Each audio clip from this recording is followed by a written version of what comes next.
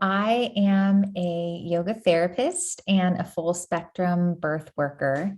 So basically, what that means is I support families and birthing people throughout the journey of pregnancy, birth, postpartum, and parenting, primarily using tools of yoga and the yoga tradition to support them in caring for their mind, their body, and their relationships.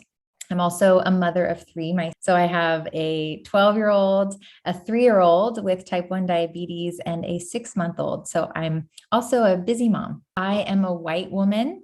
I come from, on both sides, my mom and my dad's side, folks who have been in the United States for several generations. My dad's lineage is Scandinavian, so kind of Viking heritage. And my great great grandfather is who immigrated from Denmark. And then on my mom's side, I have primarily English and Irish heritage. And I don't even know at what point my family immigrated to the States on that side of the family.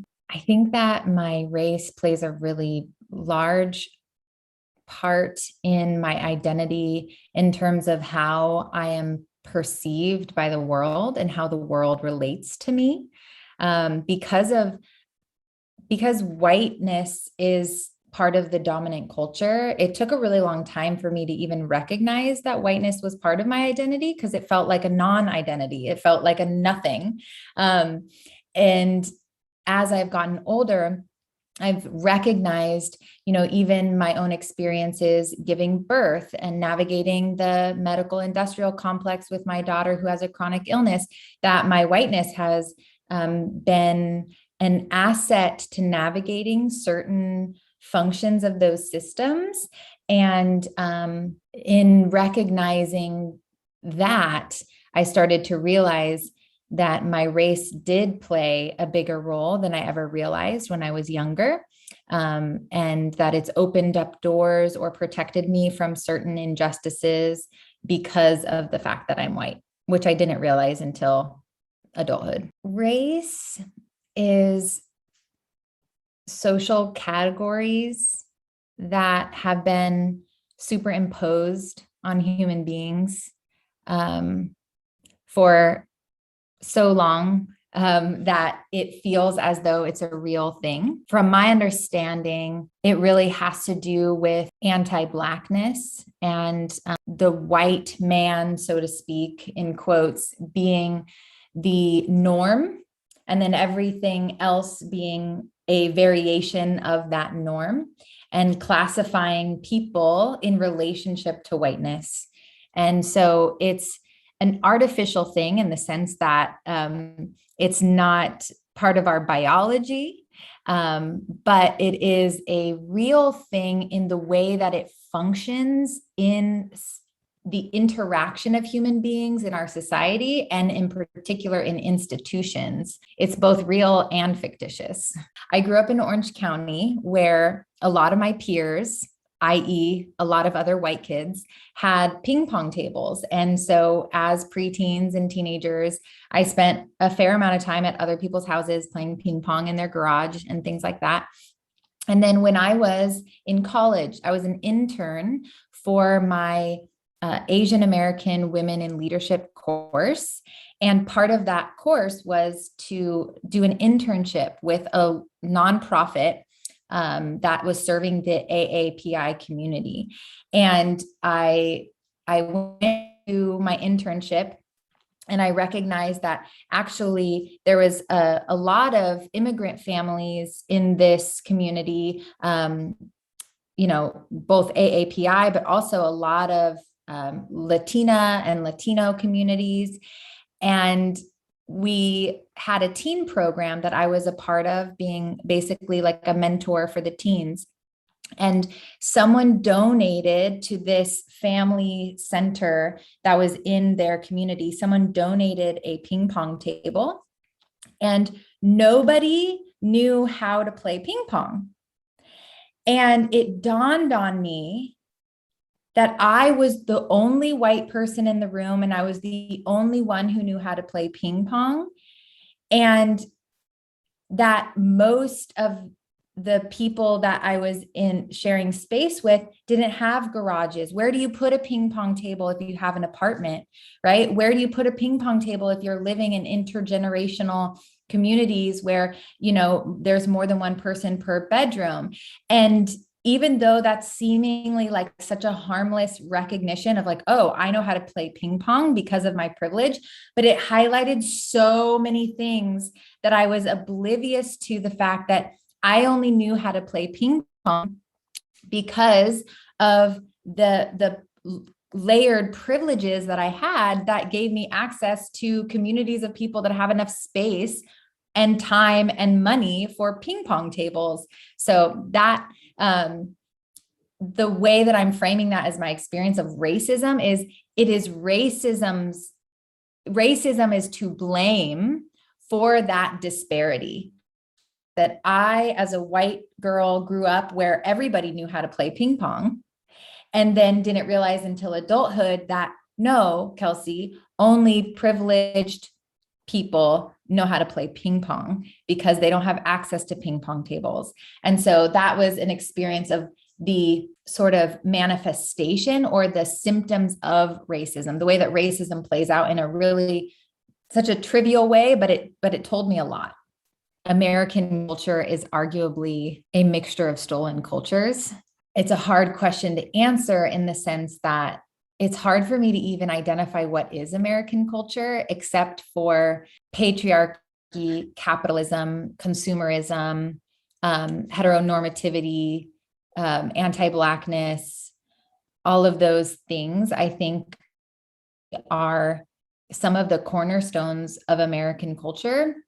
And so because I was reared within that culture, I have conscious views on race, and then I have unconscious views on race. So I think consciously my view of race is that, we are all human beings that have, all of us, been harmed by the fallacy of racism and the way that racism has created institutions and systems of oppression. Because I was raised in American culture and I see the pain and harm that's caused, I want to be a part of uprooting and dismantling that. And at the same time, I know that being reared in American culture means that I have certain subconscious views on race. Like, I know, and I don't like admitting this, but I know it's true, that at some level, subconsciously, I think that Black men are scary. At some level, that white men are powerful or intelligent, right? And I'm not saying that these are my conscious views, but that those imprints live somewhere deep in my psyche. Because growing up in American culture, you see white men in leadership positions, and you see media that conveys Black men in, news reporting of criminal behavior, right? And so I know that part of my views of race have been formed by the exposure that I've had growing up to news headlines, movies, music, all of those things. And so subconscious, I know that I have a bias in favor of whiteness, and sadly, I have to be conscious of ways that I unknowingly perceive negative things about Black people. I think when it comes to Asian people, a lot of the sort of the myth of the model minority comes up, assuming high intelligence, assuming strong work ethic, assuming professional success, and these different things about Asian communities. I know that's a really long-winded question, but I think subconsciously I have been influenced to perceive whiteness as somehow superior because that's what I was presented. Growing up, my viewpoint on American society was that America's the best place to live. America is where all the good people are. America is about freedom, autonomy, and all of these principles that are through history class in America, and the story that's told from the viewpoint of, the oppressors, from the viewpoint of the colonizers. And yet at the same time, the whole narrative of American society is freedom from the oppression of the British Empire. All in one breath, the narrative is we were victims, we were brave enough to face adversity and come over and start a new life. And we've established this country that's rooted in freedom. All the while, the truth was that in finding safety from the oppression of the empire that they were fleeing from, they colonized, murdered, and oppressed an entire people that already lived on this continent. As a child, my view of American society was pretty pure and wholesome. And then as I've gotten older and explicitly sought out understanding what my whiteness means for me and what it means for the world and American society, I've come to see American society as incredibly wounded. We, and I mean white Americans, are essentially coming from a lineage where we are perpetuating the very harm that we claim to have been fleeing from against other people that we have deemed ourselves superior to. And so I see the irony and I see the heinousness of that sort of distorted narrative. And so as an adult, I feel a little bit disgusted by the truth of American society when the veil is pulled back and we really look at what's going on and why is it, how people have been able to benefit from these systems of oppression only because these other groups of people have been manipulated, taken advantage of, pushed aside, etc. And so that's my current view of American society. And it's informed by my whiteness, but from that vantage point of having benefited from it. Absolutely. My whiteness has benefited me in the assumptions that people make about me being primarily positive. And I see my identity is complex, right? I'm not only white, I'm also a woman, I'm also heterosexual, I'm also cisgender, I'm also tall and thin. And it was actually in my Asian American Women in Studies class in college all those years ago that I learned about height privilege and that people actually look to me as a leader because I'm tall. And when I had that offered to me, I started to perceive all my experiences and realized, wow, when I'm in a group setting, almost always I am turned to as a leader without me asserting myself, without any sort of active intention on my part, that a lot of times I am sort of pushed up from the group to the top as a leader, even when I don't do anything to achieve that. And so my whiteness in conjunction with all these other identities, my womanhood is really the only identity that I have besides neurodivergence, is the only identity I have that's not favored.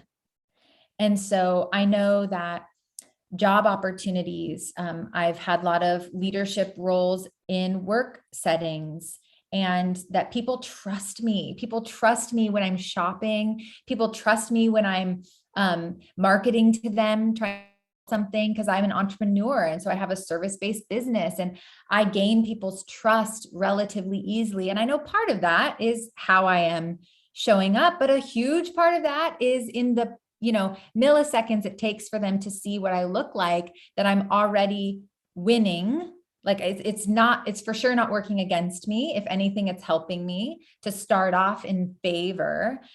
And then it's up to me to just keep that favor. But I've certainly found, even in having 3 pregnancies and births, that the medical system has favored me in the fact that I'm assumed to be a good parent. I'm assumed to be healthy. I'm assumed to be all of these things. And with my daughter's diagnosis of type 1 diabetes, she was really, really sick by the time we got her to the emergency room. She was, for all intents and purposes, she was dying. She was in DKA, which meant that her body was essentially shutting down and starving to death. And it had been about 12 days of her being this sick that we didn't realize. And I know that my whiteness protected me from having CPS called or for having me be challenged about why I hadn't taken her to the emergency room sooner or why I hadn't done this or that. And I know other families, in particular Black families, who go to the doctor for something much more minor than what my daughter was experiencing, and they're challenged and or have their children taken, legally kidnapped from them. And so my whiteness has protected me in a lot of ways and opened up a lot of opportunities. I attribute racism to a root cause of human beings feeling the need to protect themselves and their kind from the vantage point of scarcity. So all those, hundreds of years ago, when whiteness first became a concept, it was really about othering people so that you and your kindred people could be protected and have the resources. So I really think that that's the underlying root of racism, is a fear that if we don't other people and put them into categories and make ourselves better than, then we're somehow at risk. So I think it's at like a really fundamental level, kind of a survival mechanism. And I personally, the way that I perceive, if people are racist, I think that behaviors are racist. And I think that people can perpetrate racist behaviors. But I think the problem in categorizing a person as racist or not racist is it lets people be off the hook, because they think, oh, a racist person only acts like this, this, and this all the time, or a racist person is mean and hateful. And if we have that kind of a sense of what it means to be racist, as if it was an identity, then we either are or we aren't, right? But when we recognize that any behavior can be racist, well-meaning or not, intentional or not, then that means me as a white person who benefits from racism, I'm not off the hook now. I can't say, well, I'm not racist, so don't come at me with blah, blah, blah, blah. When I cease to see being racist as an identity and more as an action, then each action I take, I can be held accountable for. And that is, I think, where we have the best opportunity to repattern our own thinking, our own biases, our own impulsive choices. And so I think it's important not to categorize people as racist or not racist, only to protect the people that are being oppressed by racism, because the people that benefit from racism, if we call it a label or an identity to be racist, then they can put themselves off the hook by categorizing themselves as a good white person, and they're not racist, and therefore they don't have to be held accountable. And I think that that's really dangerous. Absolutely, without a doubt, 100%. It's the reason why Black birthing people die at, in some areas, 4 to 5 times the rate of their white counterparts. It is racism in the way that it shows up in the medical industrial complex that is to blame for that huge disparity. And Black birthing people are dying at an astronomically faster rate with pregnancy and birth related complications than Black people being murdered by police officers, right? And so we're seeing in 2020 this uprising calling out the atrocities of police violence. And at the same time, this other travesty is happening every day. Black birthing people and babies are because at higher rates because of racism. And that is only talked about in certain spheres at like during Black Maternal Health Week, right? It's like just during these certain times of the year where we highlight what's going on, instead of it being something that is being addressed on a regular basis and talked about. Nobody's out in the streets rallying about all of the Black families that are affected by these maternal mortality rates and infant mortality rates. And that's just one example of the way that racism is alive and well and having an impact on people every single day. No, Caucasian people can't face racism because racism is about power dynamics. Caucasian people can experience bias. They can experience prejudice.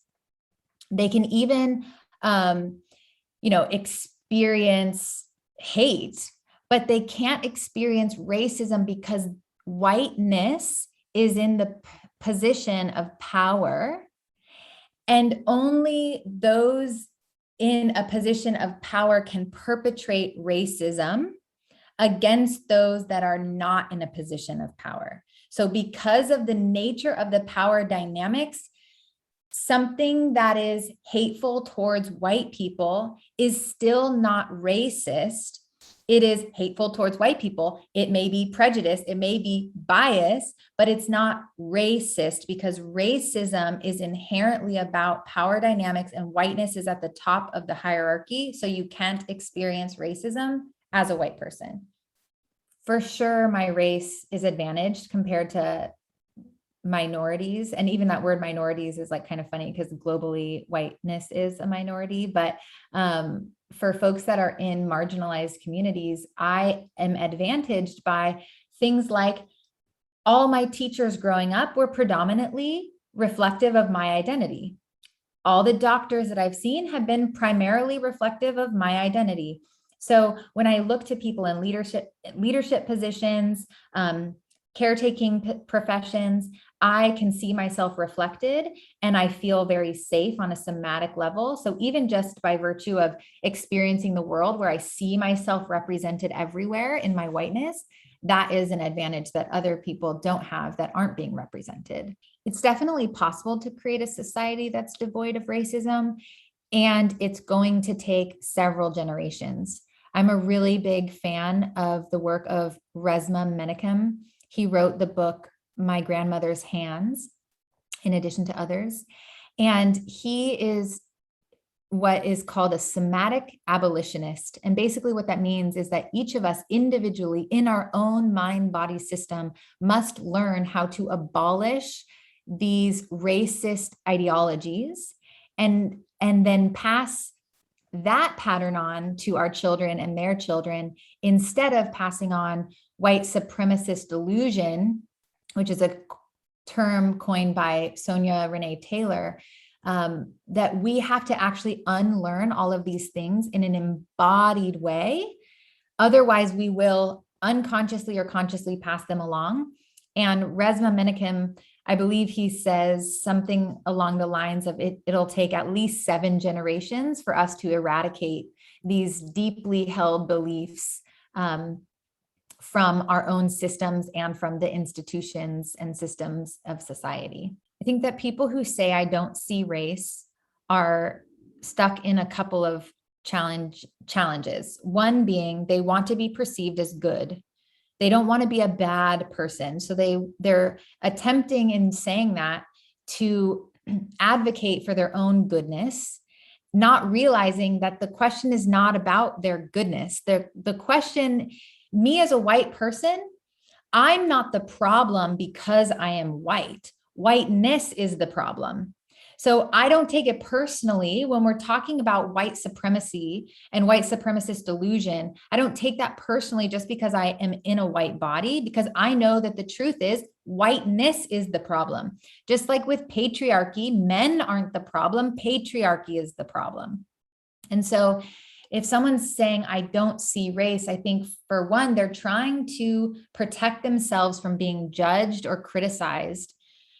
And also, on some level, they're trying to point out our shared humanity, right? That we are all beneath our skin.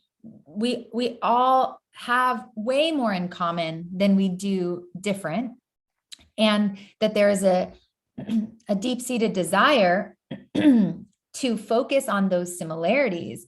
But the problem with that phrase is that it is negating and invalidating the very real experience of racism and how we are treated differently based on how we look, based on our identity across a lot of factors. So when we say, I don't see race, in saying that, we're invalidating all the experiences of people who have been oppressed, who have been brutalized, who have been murdered, who have been killed from neglect. We're negating and invalidating their experiences by saying that it's fictitious, that it's made up, that their lived experience is different because of the color of their skin. We're saying that they're lying, basically. And both things can be true at the same time.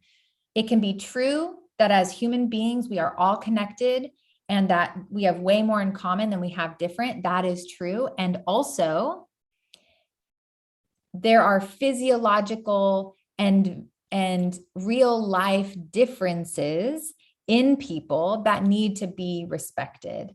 And when we say, I don't see race or I don't see color, I consider that to be spiritual bypassing, like using some spiritual idealism to deny the truth of people's lived experiences. And certainly white people are not in a place to be saying whether or not racism is real or not, because we are the ones that are living outside of the reach of its direct violence. And so it's incredibly inappropriate for white people in particular to say that. No, I don't think that there are some cultures that are inherently better or than others.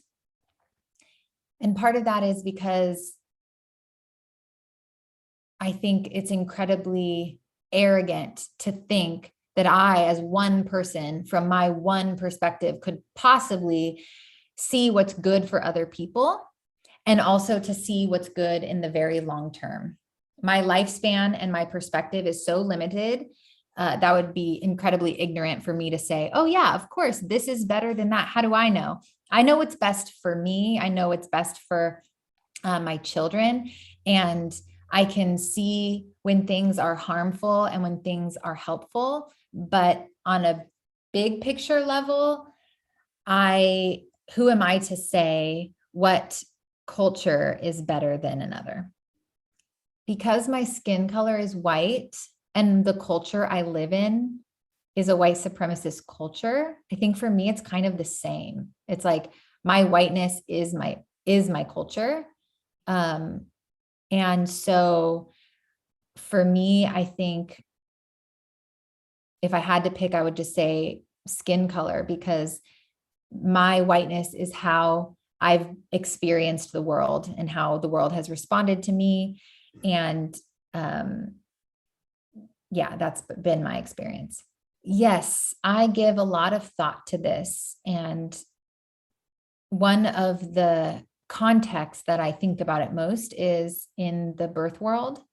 So, for example, because Black birthing people have so much working against them when it comes to pregnancy, birth, and postpartum, I recognize that even though I'm a full spectrum doula, and even though I recognize the role of racism in healthcare, my whiteness can sometimes actually be a detriment to my ability to serve someone who doesn't also share in that whiteness. So it may be in the best interest of a client who is Black to find a doula who is also Black, or to find a midwife and a care team who are also Black. So that is challenging because there aren't as many, in particular here in Orange County. When I get referrals, and sometimes folks are asking me, hey, do you know any Black midwives in Orange County? Do you know some Black doulas? It's really hard for me to even refer people out to someone who shares their identity, because the birth world in Orange County is saturated with women that look just like me. And then another example is just the CPS example of the way that going to the doctor with your child who has such a severe health condition like mine does, we're constantly being asked about how we're caring for them, and having different health measurements evaluated and being told that we're not doing a good enough job as their parent. So even in my whiteness, I already feel not bullied, but I feel this immense pressure as if I'm being judged every time I go to the doctor. And I recognize that for BIPOC who have children with a life-threatening condition or a chronic illness, that every time they go to the doctor, they feel that same pressure I feel, plus more. Plus they have to prove things that I don't have to prove.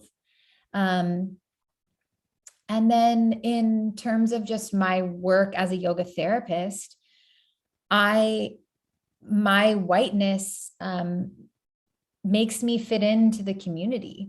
And so I'm not even though the irony is that yoga is a practice that's indigenous to India, and I'm not even an indigenous practitioner, but because yoga has been made into an industry that's been commodified, and in some respects devoid of its inherent value and its indigenous roots, my whiteness makes me so relatable to potential students that I'm not working against a barrier when it comes to marketing myself as a qualified practitioner that people often assume that I am.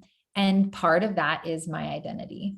I really wish everyone would read Dr. Resmaa Menakem's book, My Grandmother's Hands. It's so powerful.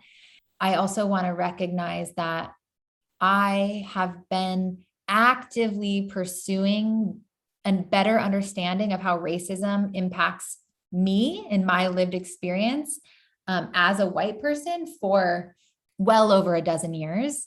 So it's taken a very long time to be able to even just speak comfortably and call out whiteness and talk about being white or Black. And a lot of people, there's that stereotype of Karens. And I think a lot of white women that relate to me have a hard time arriving at this place of comfortability in talking about these things because they're so afraid of being judged as being bad people. So if there's anything I could offer just in terms of fellow white women, it would just be that what matters more than us being liked is Black, Indigenous, people of color being alive and thriving. So it's time for us to sacrifice feeling comfortable and feeling liked in favor of BIPOC having access to the kind of care, resources, livelihood that they are equally deserving of. I'm 27 years old, a Chinese American, and I work in the defense industry. I would say race plays a role in my identity only insofar as my experiences with my heritage, learning the language and the culture behind my people. But in terms of a social point of view, not so much. I would say that race ought to be viewed from a scientific perspective. In other words, we are one human race. However, I think that there should be a distinction between racism or race and tribes and tribalism, which I think plays a much larger role than just race. If you're referring to racism the way that I would call tribalism, then there have been plenty of experiences in my life that it occurred. When I was growing up, I was always called the chink. There was all that ching chong stuff and calling me Jackie Chan, all of that. When I became an adult and joined the defense industry, immediately I was a communist, no matter what my background was, which is ironic considering my grandparents were actually Taiwanese nationals that escaped communist rule. So, yes, tribalism has played quite a role in my life. Well, that depends on how you define culture. Are you referring to mainstream culture in terms of what's on TV and what the Hollywood elite are peddling? Or are you referring to, society at large? If you're referring to, mainstream culture, then I would say that America has gone insane in a lot of respects. There are things that are totally illogical that are being pushed, and it seems like it's just polarity for the sake of polarity at this point. It doesn't really exist to serve any greater purpose. It doesn't really solve any problems. I think that it hasn't really affected my view on race. It has just shown me the extremes by which tribalism can affect society. Well, in that regard, I would say that Asian people are some of the most racist people on the face of this earth. It's like the Chinese people don't like Koreans, the Koreans don't like Chinese. The both of them hate the Japanese for historical reasons. And then the East Asians sort of collectively view the Southeast Asians as, kind of the garbage bin of the East. As far as how I would say my heritage and my culture has affected my view of American culture, it's basically that Americans are unruly and unreasonable. And unfortunately, in recent times, I have found that to be, kind of accurate. Has my being Chinese affected my opportunities in society? I would say so, yeah. In my industry, unfortunately, skin color does matter. So I would say yes. In a negative way in terms of my career. But in a positive way in other regards. I'm not really worried that a police officer is going to pull me over on the side of the road and immediately draw his weapon. So at least I've got that going for me, I suppose. Well, I don't know how to answer that question. There are many attributes of racism or tribalism, however you call it. People are racist for many reasons. I would say that tribalism is one of the bigger reasons. I don't think that people are, predisposed to dislike others just because of their skin color, at least not in today's society. I think that skin color it carries a correlation to other assumptions. In other words, what you look like draws a connection between you and somebody else that looks like you, who may have had your cultural background. And so people are predisposed to believe that you will behave a certain way, that you will think a certain way. And I think that those are much, much more accurate indicators of how people categorize others. In other words, unfortunately, stereotypes do take a role, and stereotypes do have some accuracy in them. In other words, there are truths behind stereotypes. As unfortunate as it is, and as inconvenient it is to admit that, it's true. It's not true for every individual within every race or every group, but when these patterns exist enough to be recognized, that's the unfortunate reality.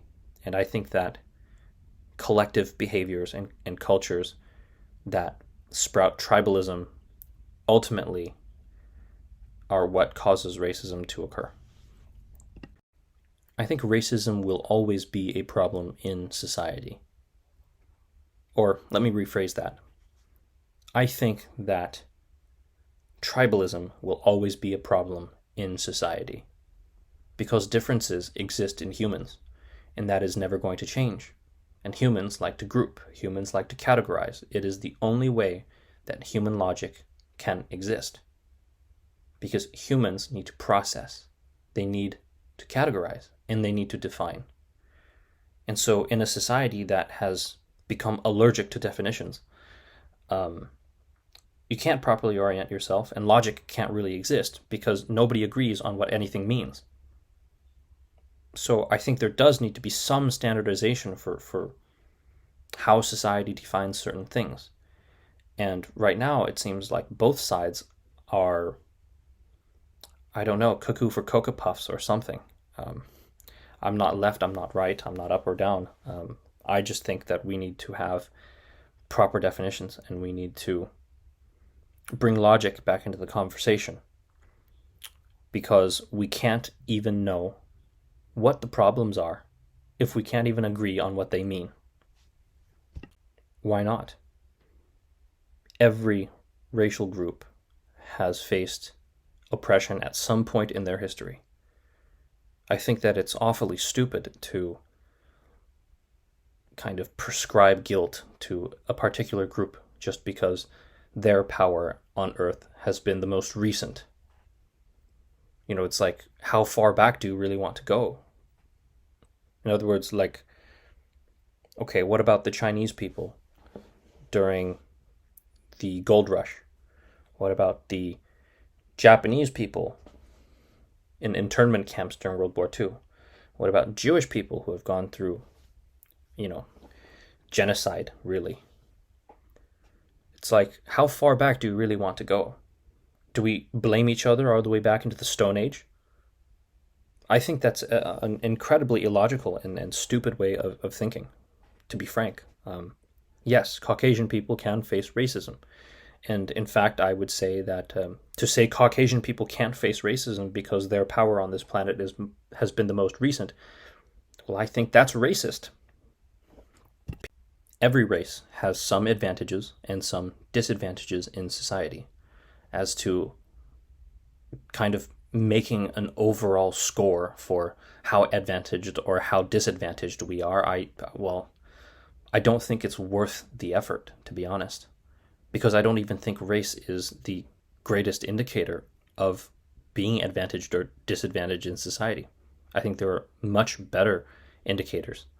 For example, intelligence. I think intelligence is a good indicator.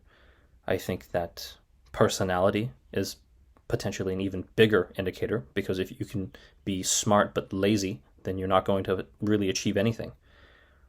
I think luck and socioeconomic status is arguably one of the greatest indicators. And, I think looks, if you are a very, very beautiful black person, I think that you're going to have better advantages than if you're a short, extremely obese Chinese person. I think that in a lot of ways, advantages and disadvantages exist no matter who you are.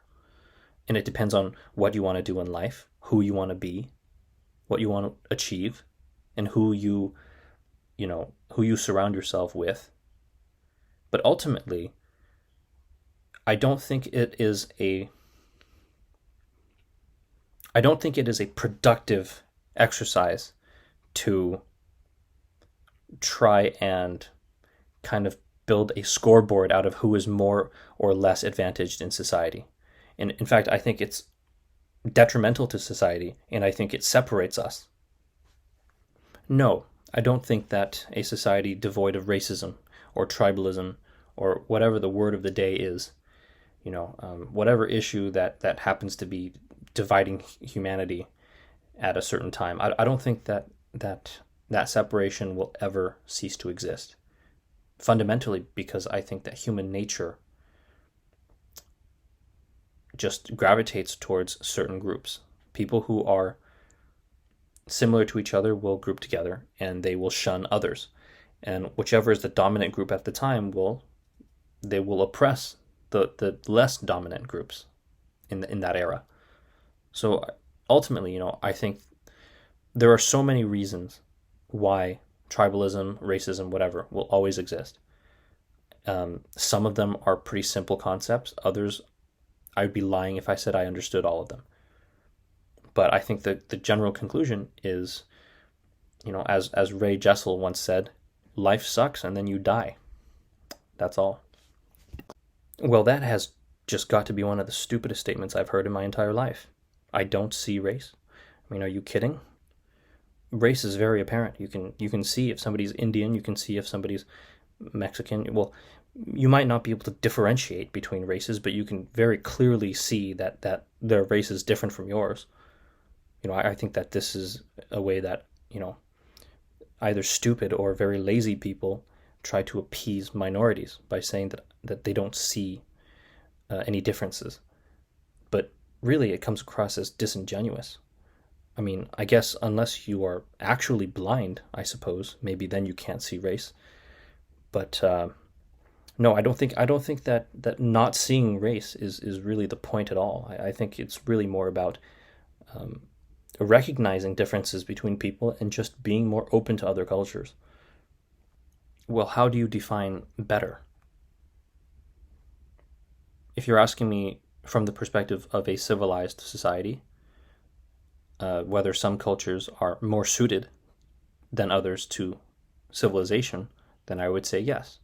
I don't really particularly enjoy having a group of people within my society that believe in human sacrifice, for example. But if you're asking me, whether some cultures are inherently better from the perspective of education or from the perspective of, art or food or any of the other sort of traits that each culture kind of has for itself, then I don't know. I can't say that some are better than others. I might prefer some over others. But again, I think that a reference point is extremely crucial here.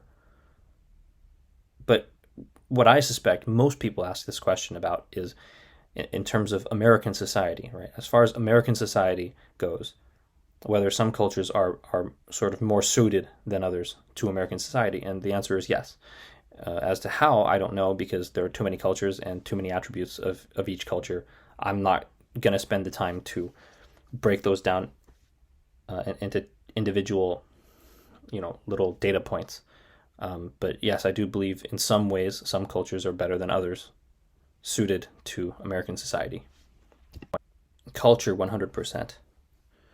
And the reason is simple, because culture is what causes the bigger differences between people, especially in today's society. I think with so many people being really mixed ethnicity, I think really point of view and thought process and the way that you behave is likely a larger indicator of your tribe than anything else. So I don't really think skin color is the biggest thing anymore, unless you're referring to skin color as an attribute for your culture. In my case, for example, in my industry, my skin color kind of correlating to my Chinese background is what caused division.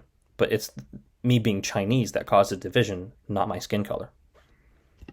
For a long time I was pretty ignorant of other races. It wasn't until I started exploring the world and going to really kind of third world countries where I started realizing that some of these countries have a similar lifestyle to the lower socioeconomic portions of America. I think that, African Americans especially, they face a lot of racism and not just racism, but violence in our society. Whether or not some of it is racially motivated, I can't really speak to that because I don't have really the evidence in front of me. But what I do want to say is I think that we should all really drop the rhetoric, because I don't think that being an activist and, showing up on TV and arguing over things that we will never truly understand is productive. And it doesn't help. And furthermore, I think it divides us. So I really would say, when there's a problem, I think we should all step together and figure out a way, even if we're different, even if our thoughts are different, to bring forth logical solutions rather than casting blame on each other and throwing stuff on TV. And, I don't really think that any of us can truly understand the full picture, because no matter what data we read, no matter what statistics are there, um, you know, when there's bias, and there's always bias, right? When that bias exists, it immediately turns any opinion into just kind of cannon fodder. So to me, I think that we all should really just kind of drop our politically charged crap and learn to be more accepting of each other, regardless of what history might have looked like. I recently graduated from UC San Diego with a degree in biochemistry and a minor in psychology. I am a pre-med who is applying to medical school right now. In this current cycle, until recently, I worked as a behavior therapist for kids with autism, but right now I am working as a production chemist. And in terms of my race, I would say I'm Asian and my ethnicity South Korean. I would say that my race plays a huge role in my identity because it definitely shapes my environment. It influences the environment that I'm placed in, influences on a more subconscious level the activities or environments that I seek, as well as the opportunities that come my way. For instance, other people may approach me differently due to my race, and I think that really shapes my environment, and from a more broader view really helped shape my identity. I was fortunate enough to not have been affected too heavily as I grew up around people that had the same race.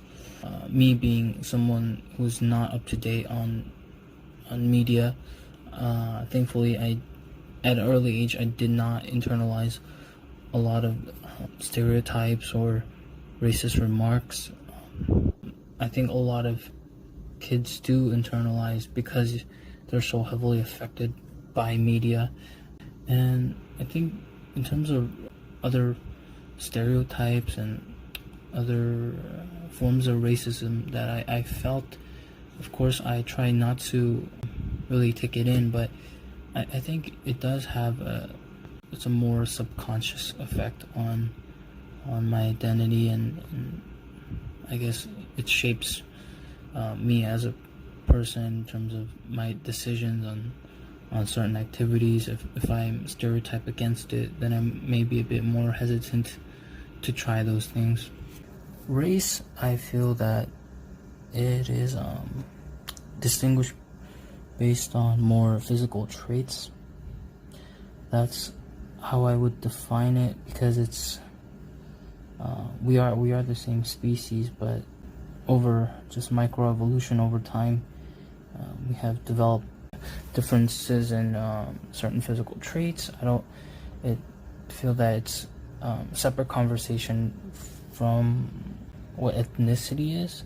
I think ethnicity is more culture based, because it doesn't have as much emphasis on respect. And at one point, I guess it made me more hesitant to be open about my cultural identity and my race, because it made me fearful of judgment.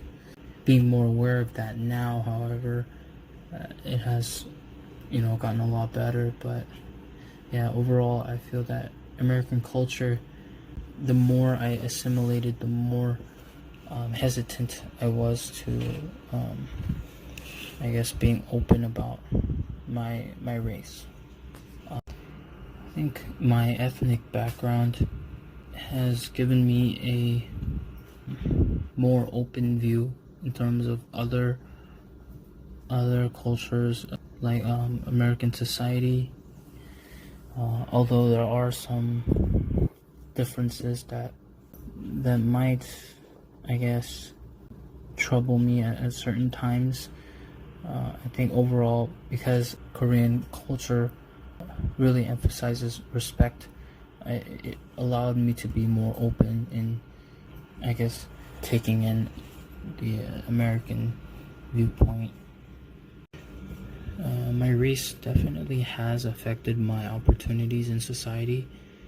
I think it's difficult to say overall if it were positive or if it were negative, but my race definitely guided me towards a certain path in the form of stereotypes or self-fulfilling prophecy, or and that's through interaction with other people and the kind of expectations they place onto me because I have a certain race. Yeah, I can't necessarily attribute racism to one single factor, but I think people definitely fear the things they're unfamiliar with. If it's not familiar territory, I guess they're more hesitant on accepting things. And as to why people are racist, that one too, I can't necessarily attribute to one certain factor, but I think ego definitely has a big role. Yeah, people just I think people naturally tend to believe that what is familiar to them is better than I guess what other people have and where other people came from. I do believe that racism is still a serious problem in America today, and I think racism will always be a serious problem. And the racism it's expressed in a different way today, though, because we have just such advanced communication methods as compared to, I don't know, 50 or 100 years ago, and it seems like all information is just so easily accessible. So I think definitely I feel like it's much easier for viewpoints to sway around because of that. But yeah, I don't think racism will ever really go away completely. I do think Caucasian people can face racism too. As to why, I think it very much depends on the context. If people are unreasonably looking down on Caucasian people for certain things that are just kind of absolutely ridiculous, and I think that can be very racist. But I think a lot of people don't consider that, considering just the history behind racism in America, which is very much understandable. I do feel like personally a lot of the racism comes from Caucasian people, but I can't say that absolutely no, Caucasian people can't, face racism. I think that would be unfair. I do think that my race is more advantaged compared to other minorities, given the circumstances and situation that I'm in, as I am pursuing higher education and I'm trying to become a physician. I noticed that possibly my stereotype it may have given me a slight bit more push. I feel that other people assume, okay, he's Asian, he's going to be smart, he's going to be this, he's going to be that. I feel that it doesn't work out like that all the time. Not everybody's gonna feel that advantage from the stereotypes, but in my case, I would say it has given me a slight bit more push. As I touched upon earlier, I don't think society devoid of racism is possible, because even if just the concept of race itself was abolished over time, we would create differences that would cause divides, and I think that will lead into a different form of racism in itself too. And as long as people have differences, I don't really see a society, that can be free from racism or just even any other form of discrimination. I think discrimination is always going to be there.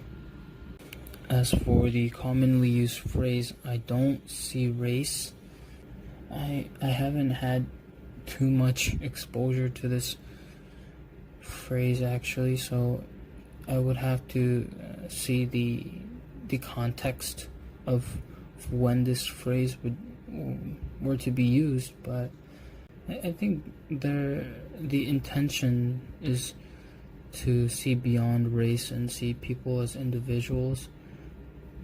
I think it could be a bit controversial in in certain cases if people say I don't see race, if they were to kind of look beyond certain racial discrimination or certain disadvantages that people face due to race being such a important concept in society.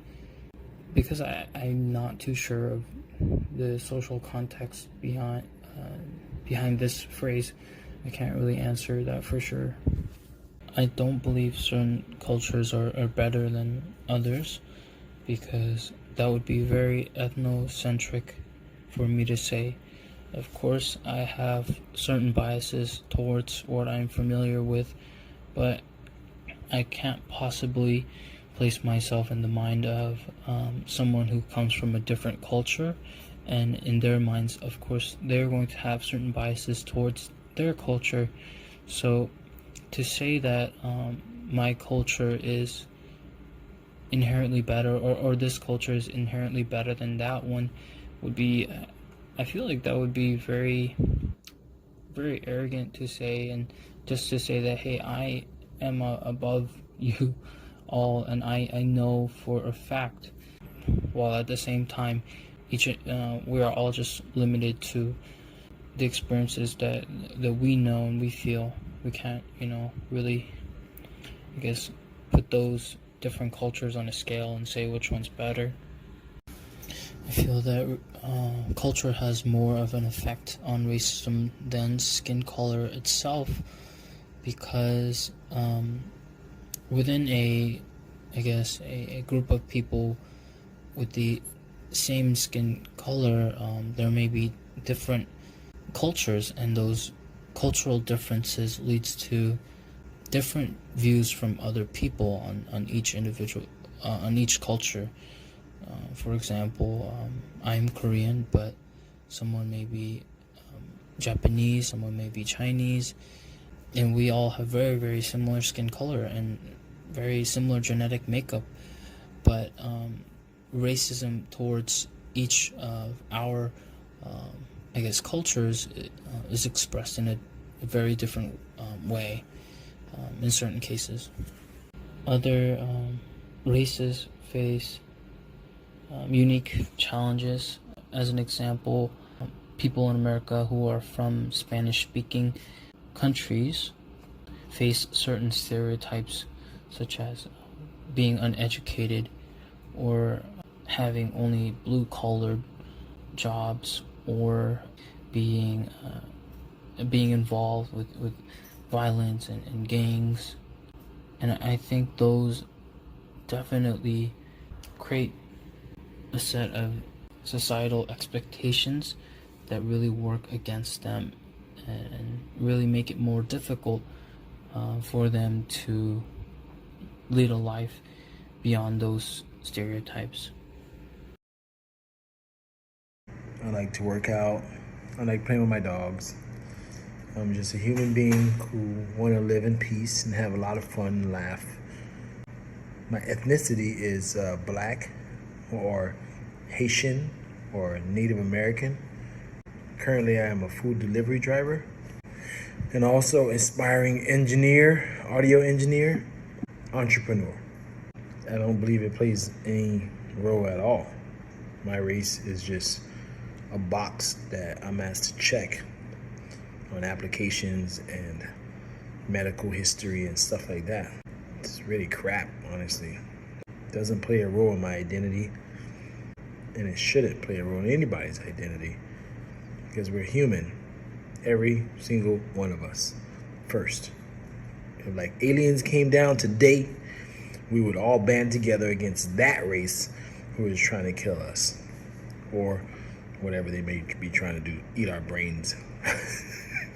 Race to me is civilization of people, and that's humans. Ethnicity is different to me. I think that's what this whole thing is about. Like you're black, white, Asian, Hispanic, or whatever those boxes basically are. How I define it as whatever you think you are. Because if somebody asks me what my race is, I'm gonna tell them human, and then they're gonna laugh, and then they're gonna be like, "No, where's your family from?" And I'll tell them Haiti or Cherokee Indian. So I don't really define race as a color. I define it as there's only one race, and that's the human race. So one day I was walking down the street near Redondo Beach area.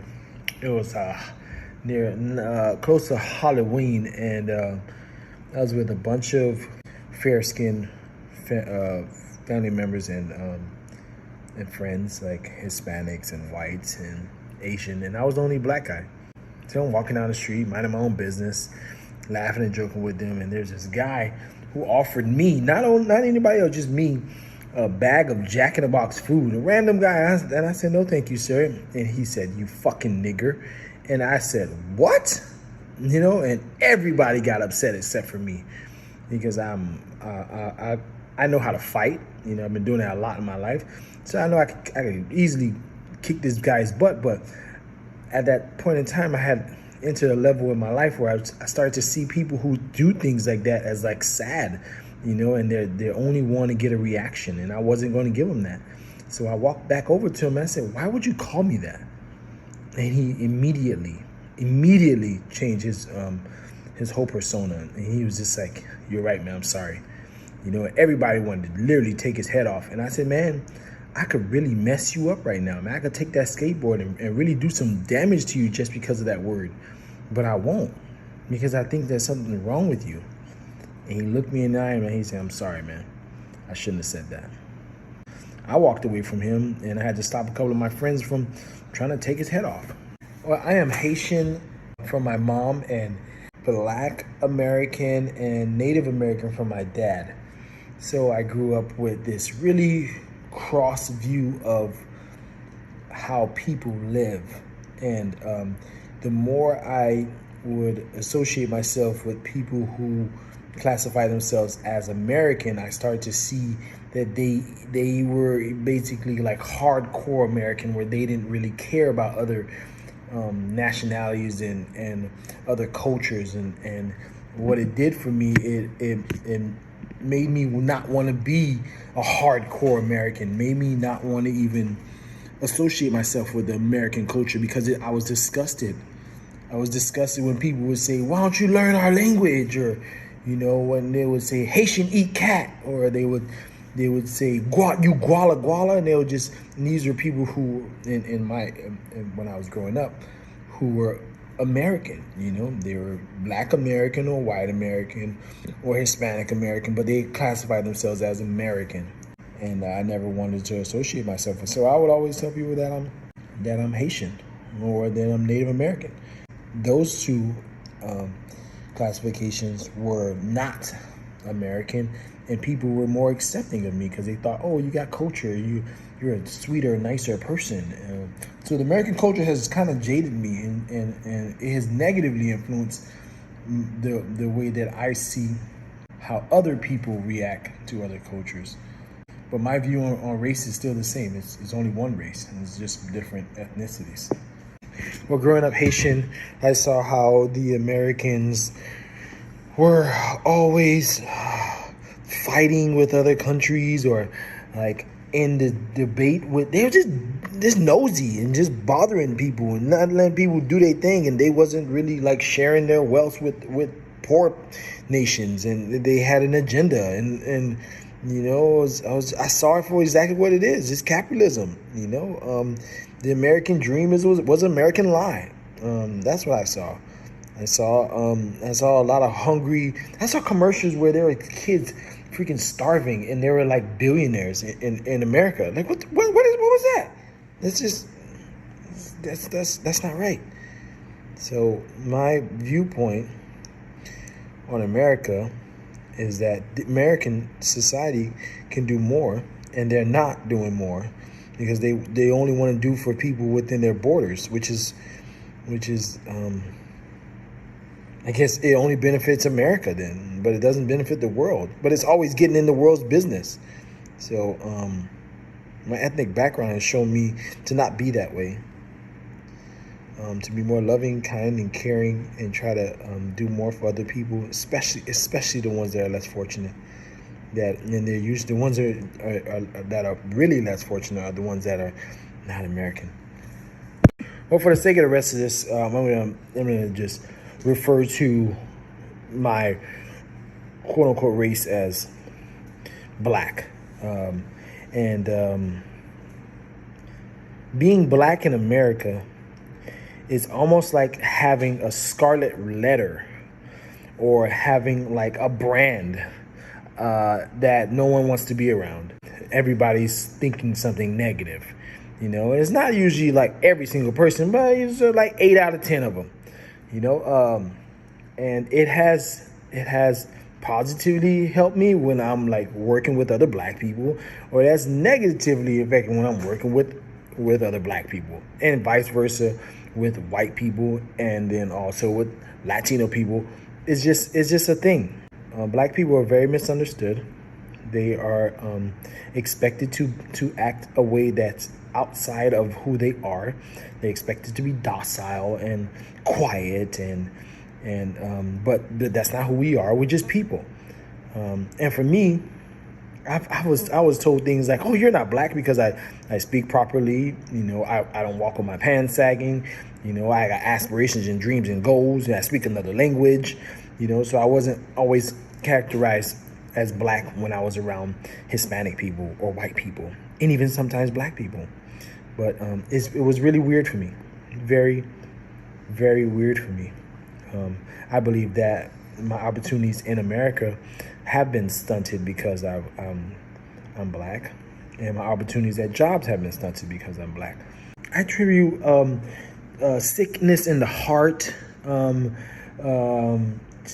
no common sense, no firm values of for another human being. The classification of human being must be not even understood by this person who's quote unquote racist.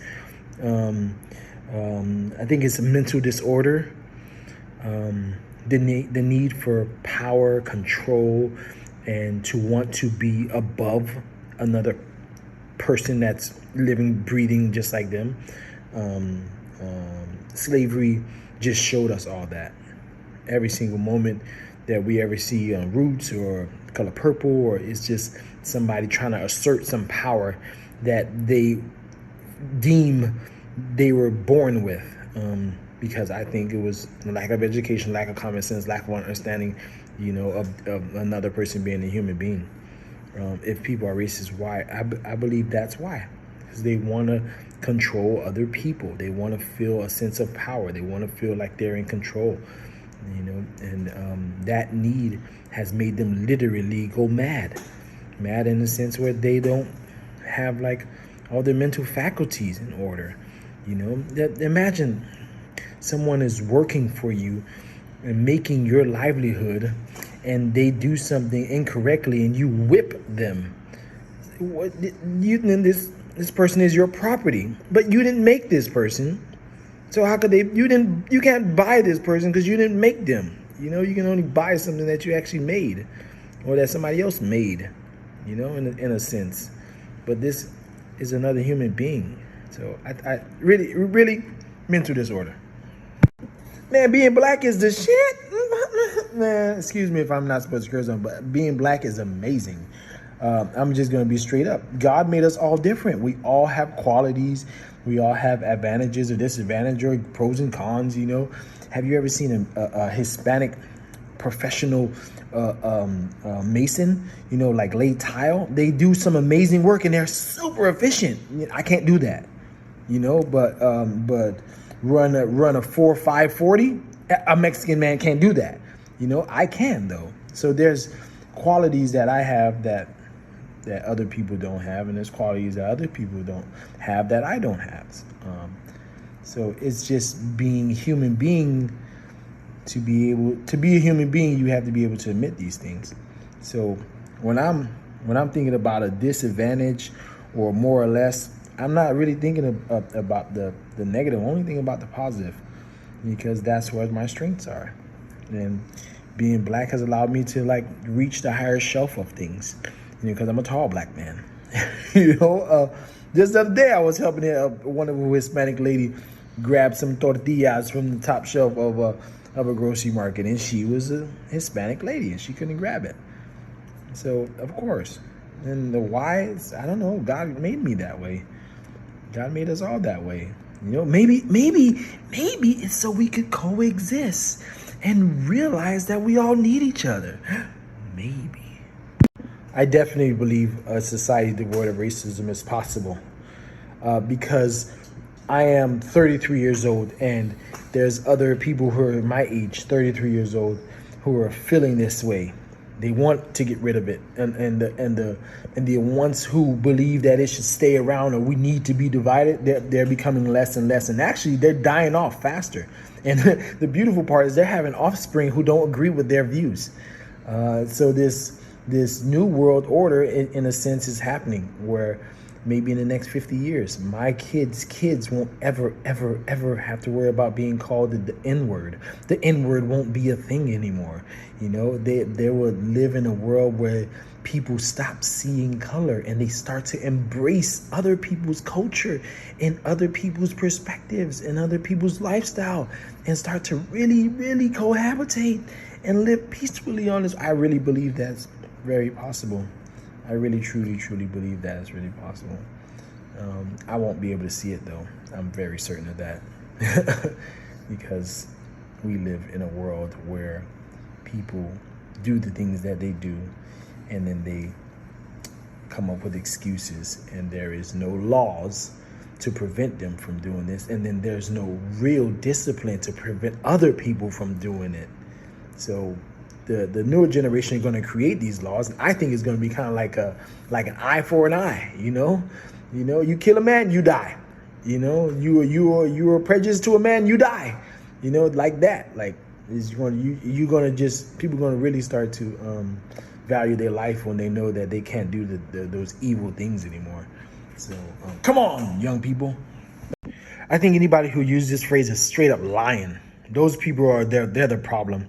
They are the real problem, because they believe that they are like different, or they're like not the problem, but they are.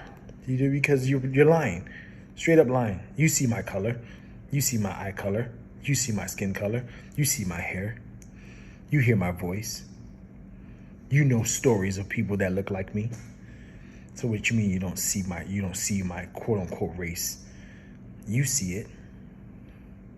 And with this idea that they perpetuate, that they don't see it, they make other people feel uncomfortable, because now immediately this person is not gonna say, "Oh, I know what you mean." They're gonna be like, "What you mean?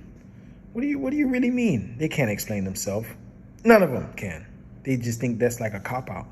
So I don't like it. It's been used around me, and I made somebody feel really comfortable, because I said, "What do you mean by that?" And they couldn't explain themselves. The jargon that came out of their mouth, I can't even remember. It was just like almost like they're talking out the side of their neck. You know, it's like there is so much oppression that has happened to blacks, to Asians, to Hispanics, and it was done by people of whiter skins. You know, so saying that is basically saying that I don't see that you went through something, that your ancestors went through something, your ancestors went through something. You know, it's like avoiding what really happened to that culture, And I get it. You're trying to make a person feel human, but you're trying to put them in a box now, and say that, oh, I only see you as like everybody else, when they're really not. They're who they are. They're an individual, and you should see that. You know, I had to look up the word inherently because this question is like written in a certain way. So I do think other cultures are inherently better than others because we all have great qualities that we bring to the table. And there's some qualities that other cultures do not possess. And I think about, like, in sports. Come on now, everybody already knows it. You put somebody of African American descent in any sport and train them for a while, they're just better at it because of the athletic background genetically associated with the African American. Now, Hispanics, right? Hispanics have the only thing that I can really think of, because I don't really know their culture that much, is the innovation, the ability to find a way to do something better, faster, more efficient. You know, and it's amazing. It's almost like magical to watch like a Mexican group of people work. They make other people look bad because they're like so efficient. So I think so, and I think the reason why is because God wanted us to cohabitate. You know, it's almost like back in the day, way back in the day, like Kingdom Day, there were bakers and there were blacksmiths and there were farmers. You know, and these people had traits that they were good at. You know, and they bartered and they lived together, and I think that's why, so we can live together. I definitely believe it's culture, and not necessarily in a sense of only ethnic culture, like Asian, like Hispanic, like Haitian. I think like how the person is like portraying themselves. Like even black people are racist against other black people because they call themselves ghetto or like project trash, or like they just classify them as like uneducated or educated, you know, and it's based off of where they grew up, you know, and how they portray themselves. And their pants sagging, then they be like, oh, that's a hood nigga, you know, or they see like a girl with like long fingernails, oh, that's a project chick, or that's a hood rat, you know. They do these things, they put them in a box because of like the culture, you know. So in that light, I think people initially see the color and then they immediately shift to how they're like portraying themselves, you know. And then they look at that and they use that, and then so I think that is taking more of an effect because we're moving away from just looking at the skin color, and we're more like tearing a person down based off of what we see and what we think they are. Still associating with the skin color, but more so how they are at that very, very moment. Like this whole Karen topic, you know, it's like if a person has a really, really, really strong view, you know, they classify this person as a Karen because of the way that they're acting, you know, not as you could be a black Karen, you know. So yeah. So yes, I'm gonna choose Hispanics. So I've seen that they deal with other people thinking that they're racist against blacks or whites, and then they also deal with being classified as a criminal or a gangster or a drug dealer or some type of cartel member. The uneducated aspect of it, that they're thought of as people who are just maybe passed off and not really given the opportunity because they're just hard workers. You know, they can't be like a leader because people think that maybe they can't communicate well, or that they're gonna be biased towards only their people. I am 32 years old and live in Burbank, California. Currently, right now, I am a food delivery driver. Prior to this, I was in hotel management for 16 years. I am Korean American. I have a brother and a sister. I have 3 dogs, and I love to try different foods. So I think my race plays a little bit of my identity because of how a person was raised. So I believe, so for me, right, I am going to enjoy Korean food a little bit more because I was raised in a certain tradition. So I believe that some things you're going to view a little differently, say a little differently, do a little differently, eat a little, like your taste buds are going to be a little different because you're born into a certain race. I don't think that's the end all be all identity of you. I think it's just going to give you some type of identity. We're humans, and that's how we identify it, right? And how we define it is if you have 2 eyes, 2 ears, 2 nose, or 1 nose, and you're breathing the air that we're all breathing, we're all humans.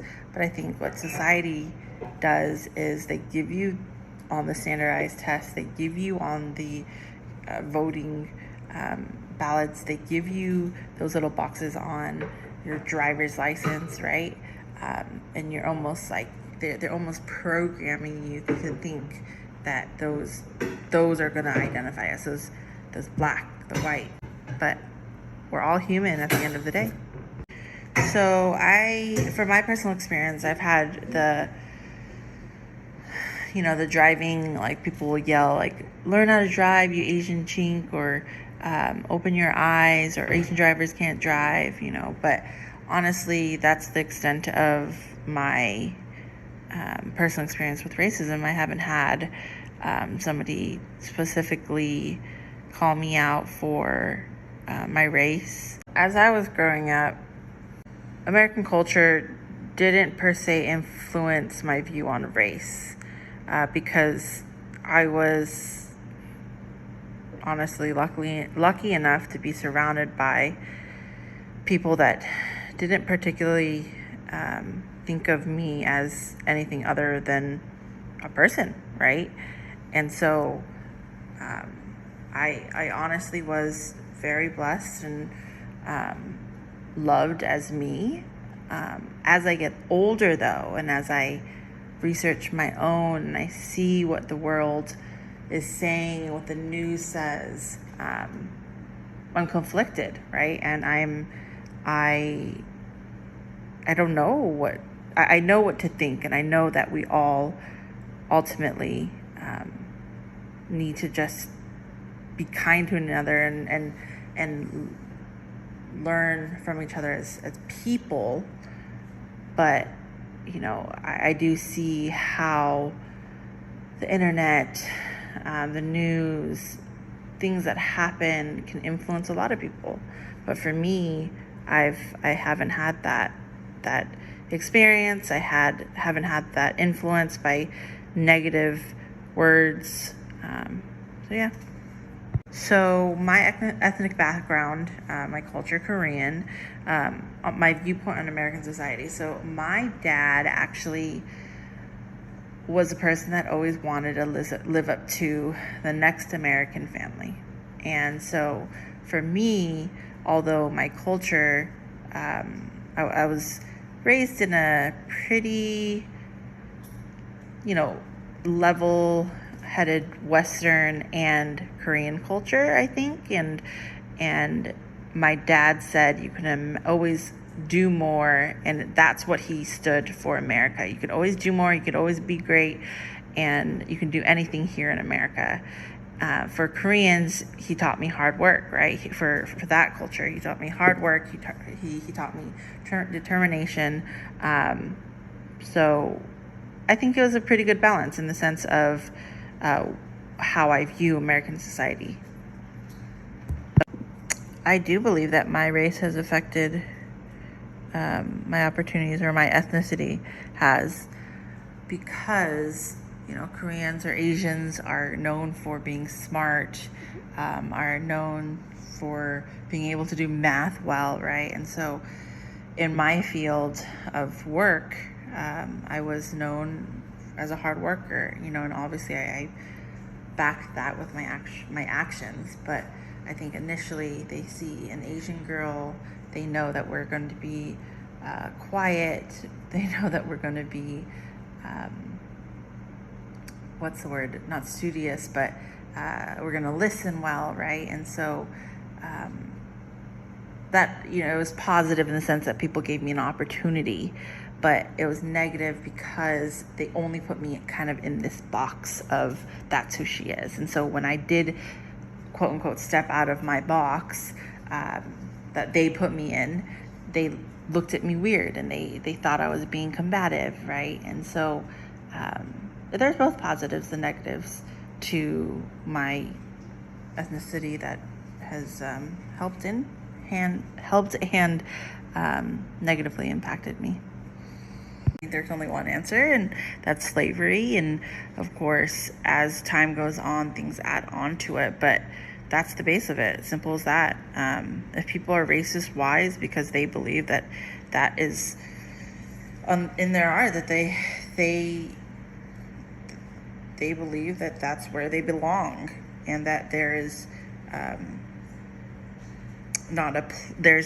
there's not a role for certain people, but there's a place for certain people when we all just play a role on earth, right? And but there's no place for somebody like being a slave, or they should have this certain job because of their color, right?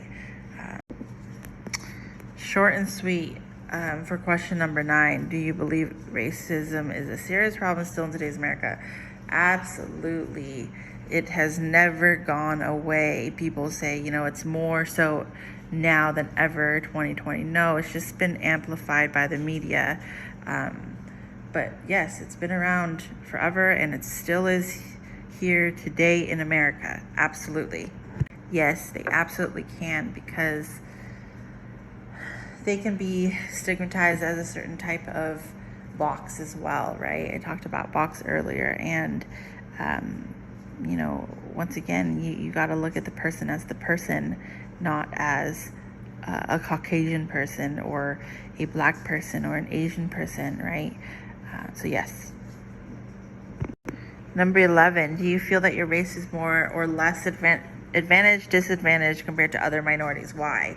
I definitely think my race is more, I'm not saying I'm more special than a certain race, but I think when people view my race as a Asian, right, they do think great thoughts, right? And so do I have more advantages?